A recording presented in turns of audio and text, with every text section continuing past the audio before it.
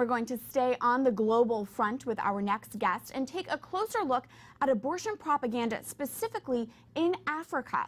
As Africa has struggled with a number of socioeconomic problems, many wealthy donors from Western nations have assumed the role as helper.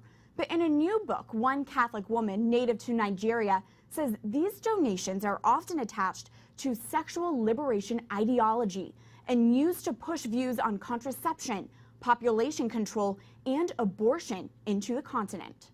Obianuju Ekeocha is founder of Culture of Life Africa and author of a new book, Target Africa, Ideological Neocolonialism and the 21st Century.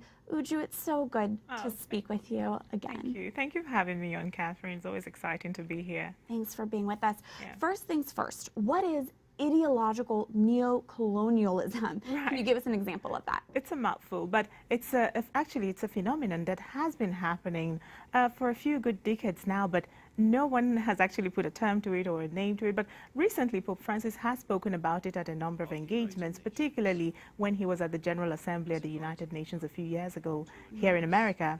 And it is actually something that explains or describes this relationship between Western countries and developing countries, particularly African countries, with my own interest.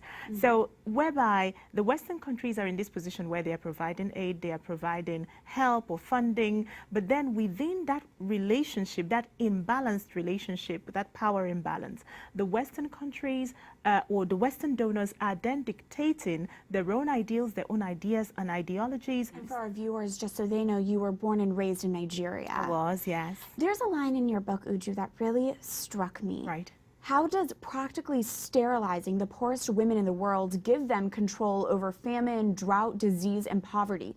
It does not make them more educated or more employable.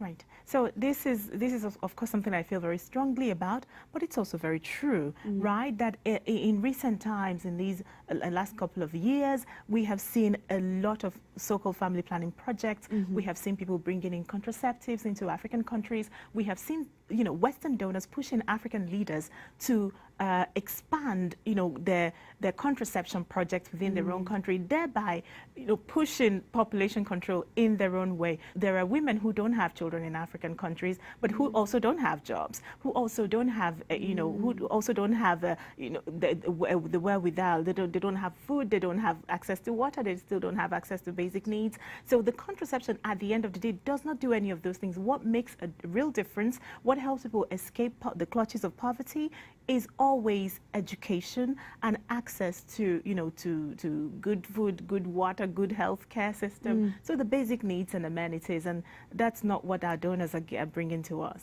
Not like the contraception and abortion you're seeing being pushed by these groups claiming to bring aid to Africa. Indeed. And you go through some talking points that I'd like to just bust right here while you're here. Yes. Talking points that we hear often from these groups. First one first. Contraception is the key to unlocking the economic potential of the African woman. Yeah, just alluded to that now. So you give a contraceptive device or contraceptive drugs to an African woman, it's not going to change her situation. It's not going to bring her automatically out of poverty. What will bring her out of poverty if she's able to get into school, if she's able to get to a nursing school, an engineering school, a university? That's actually when she gets everything she needs in life to rise out of poverty. Let's go to another talking point. Legal abortion will reduce the maternal mortality in Africa. Actually, there is no evidence of that. So there are African countries, a few African countries that actually have legalized abortion. And one I always like to cite as example is South Africa. South Africa has legalized abortion 20 years ago. But there are actually countries within Africa, there are countries like Egypt that don't have legal abortion, but have actually much lower maternal mortality rate than South Africa. I mean, much lower. I think it's something like 67 per 100,000. Well, South Africa is in the 300 per 100,000. So the difference is clear. So the difference, what makes the difference in maternal mortality rate is not abortion. It is not even contraception, but it's actually basic antenatal and prenatal care for women who are pregnant. So access to doctors during pregnancy, access to people who would help them with professional delivery, access to blood transfusion services for cases of bleeding, access to good obstetric care. These are the things that actually make the difference. Well, thank you for sharing that message with all of us. Obianuju Ekeocha, the book is Target Africa. Again, thanks for being here. Thank you, Catherine.